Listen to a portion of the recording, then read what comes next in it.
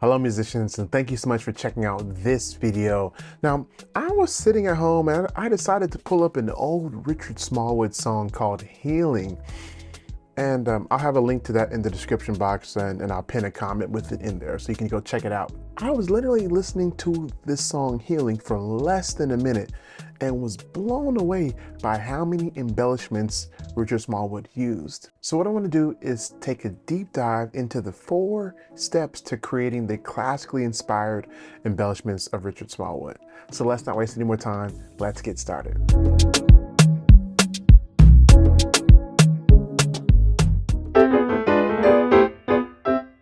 Now, if you don't know who Richard Smallwood is, he is one of the greatest gospel composers of all time and an incredible musician at that. So Richard Smallwood is best known for taking his classical training and combining it with gospel stylings and lyrics to create incredible gospel music. Probably his best known song that he composed is Total Praise. And another is Center of My Joy. So definitely check those out. And I'll try to include links to those as well so you can check them out because these are incredible. Now, the song I was listening to was the song Healing from his 1999 album, Healing Live in Detroit. And definitely want to check that out. Now, I can't play the song due to copyright issues, but I'm going to walk you through it and I'm going to have the chords up so you can see those. So we are going to focus on 4 concepts: chord tones, passing tones, neighbor tones, and surround tones. All right, so here we go. So chord tones. It is vitally important that you understand chord tones because if you get this is enough to embellish anything and sound good. All right, so what is a chord tone? A chord tone is simply the root, 3rd, 5th, and 7th or 6th, depending on the chord, of the chord you're currently playing. So if I was playing, a C major 9, for example, the chord tones would be the 1, 3, 5, and 7. Even though we have 9, this is an extension. So we're staying within the octave. So what are the tones within the octave from like C to C in this case, or whatever chord I'm using? So it's really important that you're able to see the chord tones for every chord you're playing. Now on piano, it's easy because I can see the chord tones, right? And one that Richard targets a lot is the 3rd. He targets the 3rd of almost every chord he's on, and there's a specific reason why. The 3rd of the chord gives the quality of the chord. So when you're trying to craft your sound of your embellishment, having the 3rd or targeting the 3rd really makes it clear what you're going for.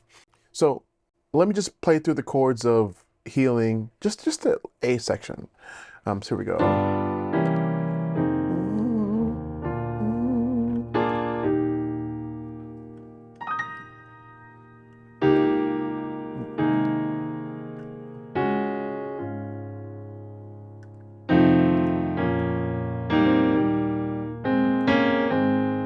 So that's really it.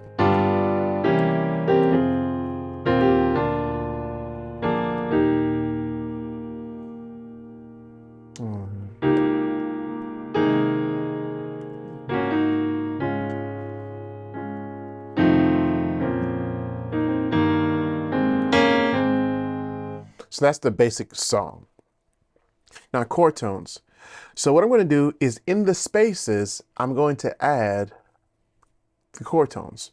So here we go.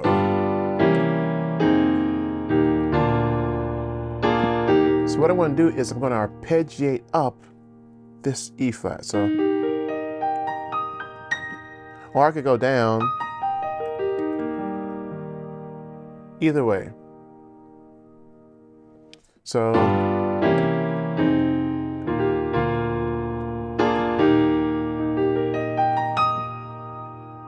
let's see.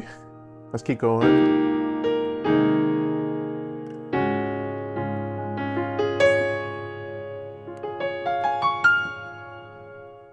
So I have an F7 next. So now instead of doing it in the space between chords, I'm gonna do it on the chord. You'll see that. So F7. Have G7. I'm gonna arpeggiate these. C7, F minor.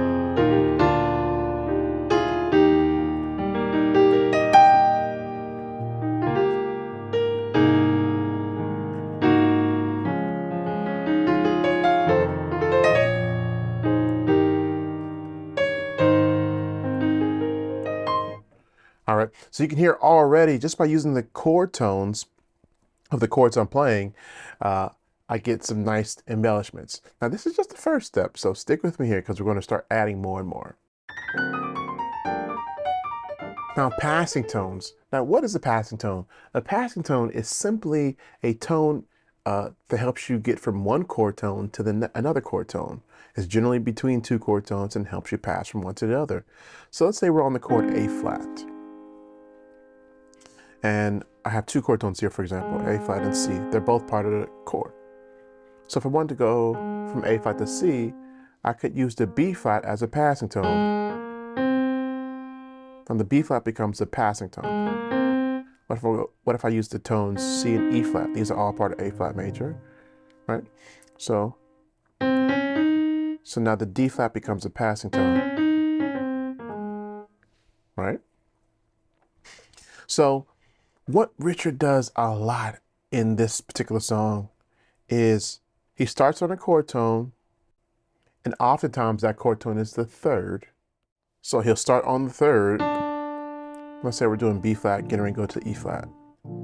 He'll start on the third of the chord, which is D, and he'll go from D to F, but he'll add a passing chord on the E flat, and then go to the 7, and then now he's going to play the third of E flat. So you can see how we're targeting the third.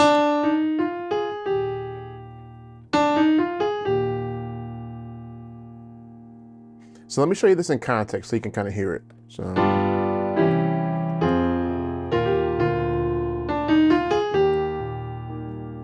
see it?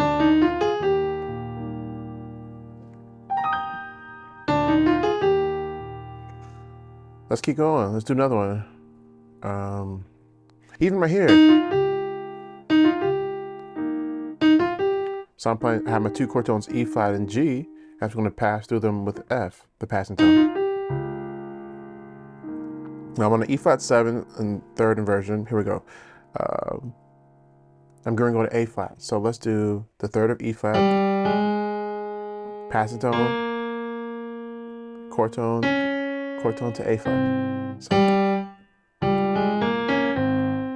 now if you're looking at the root, this chord is an E flat 7, just with a D flat on the bottom. So it's still an E flat 7, it's just inverted. So you might be saying, of course, you're playing a D flat in the bottom. Well, I'm playing an E flat 7. I'm just putting the D flat in the bottom here. So the third of E flat, I'm going to go through this passing tone here, the fifth of E flat to the 7th of E flat, and now I'm going to the third of A flat. I told you, starts a lot of the thirds.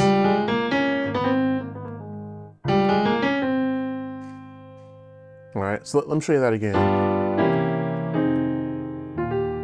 Right here. All right.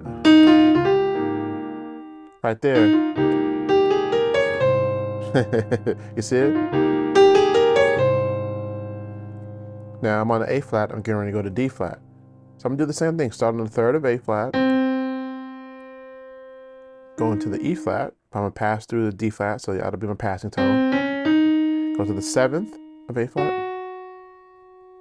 and then I'm going to D flat. So let's try from the top again.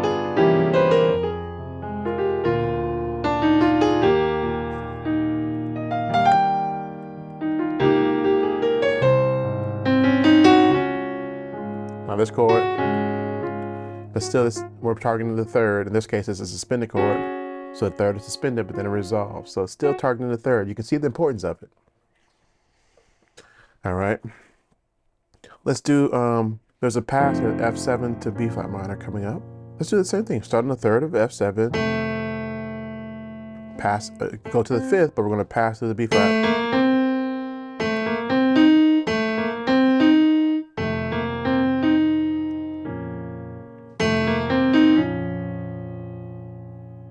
All right, you see?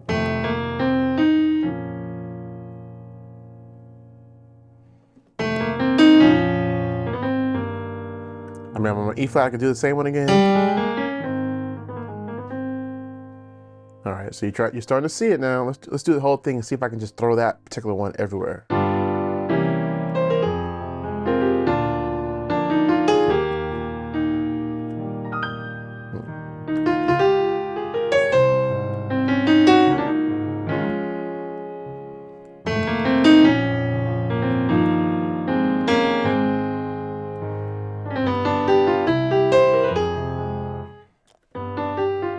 So what is that?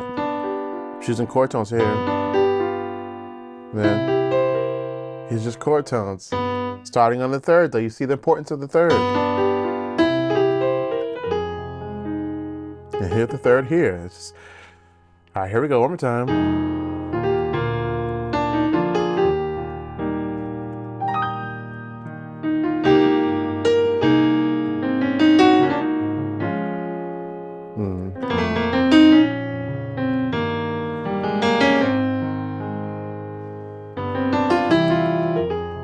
So this is the one. Well, actually, so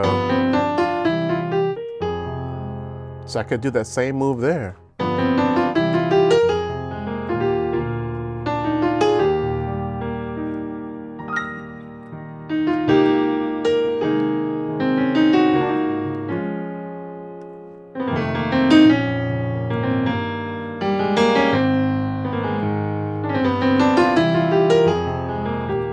So you can start seeing how it's coming together. So let's add some more elements to it. So what is a neighbor tone? Neighbor tone. So a neighbor tone, just like in a house, you're in your house and you go visit your neighbor and then you come back to your house. Same thing in music. So in music, we're going to start on a chord tone. Let's say we're on a chord A flat, right? And let's say we're starting on A flat. That's our chord tone. We're going to leave it by step in either direction. Let's go down. And then we're going to come back to A flat. So this G becomes a neighbor tone, right? So now let's keep trying to add more of these neighbor tones. So let's go.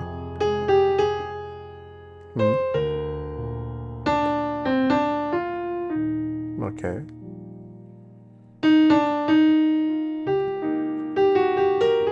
Look at that. This is how I'm going to half step on.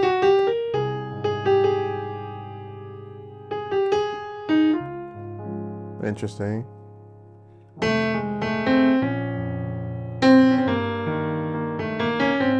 Even there. So I'm on E flat 7. Got the third, fifth. My neighbor tone's A. So neighbor tone's really, really important. And the last step, the fourth step, is adding some surround tones, or sometimes called changing tones. So this idea is we have a chord tone. Let's say our chord tone is E flat. Let's say we're on E flat major chord, and so our chord tone is E flat. What we're going to do is surround E flat. So I'm going to go above it and below it, or below it and above it. So in this case, I'm going to go. All right. Let's say our chord tone was B flat. I can do the same, below it and above it. So I'm surrounding it. Let's say our chord tone is G from E flat. So it can be a half step or whole step above or below. Those are both half steps. Whole steps. Those are diatonic. So we can surround the chord that we're on. So let's do that. Let's get to the E. Let's play it. When we get to the E flat, we're going to surround maybe this tone. So here we go.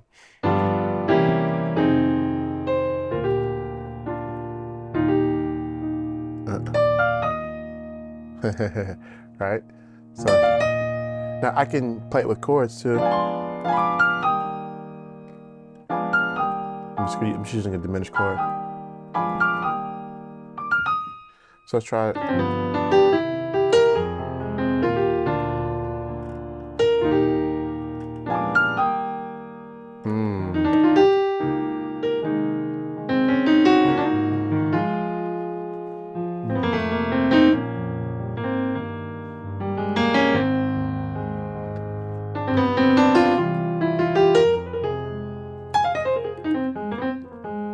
That first time we surrounded E flat. Let's surround G. Let's do that one. Surround. Let's do that. So let's try it.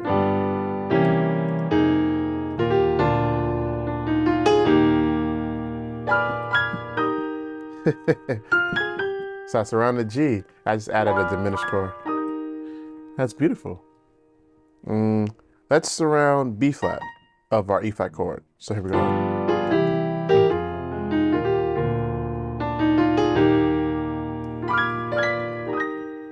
Woo! So now let's have some fun here. What if we added a chord in here? Let's see. So that song goes.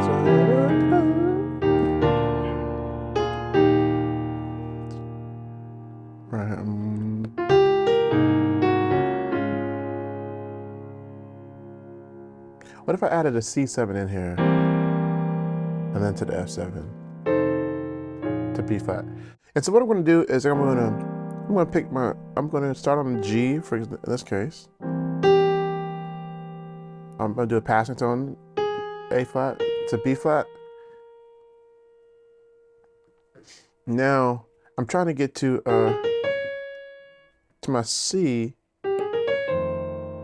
of F, so I'm going to surround it. So I'm going to surround C. You see that? So I have a passing tone here. So chord tone, passing tone, chord tone. Now I'm surrounding C. I'm going to do arpeggio. All right. So you see how this works? So let's try it from the top.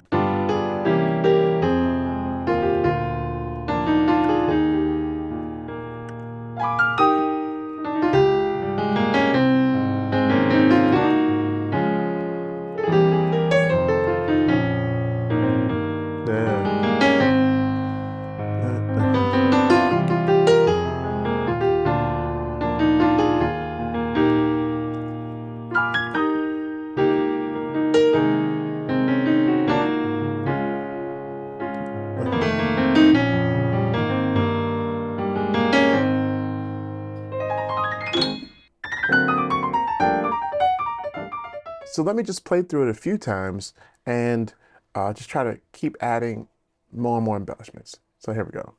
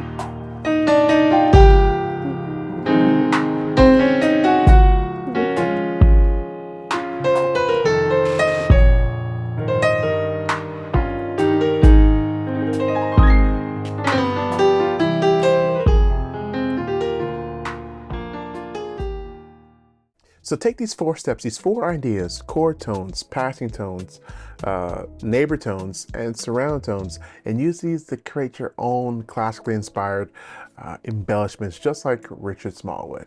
All right, so thank you all so much for checking out this video, and until the next one, be blessed and happy practicing.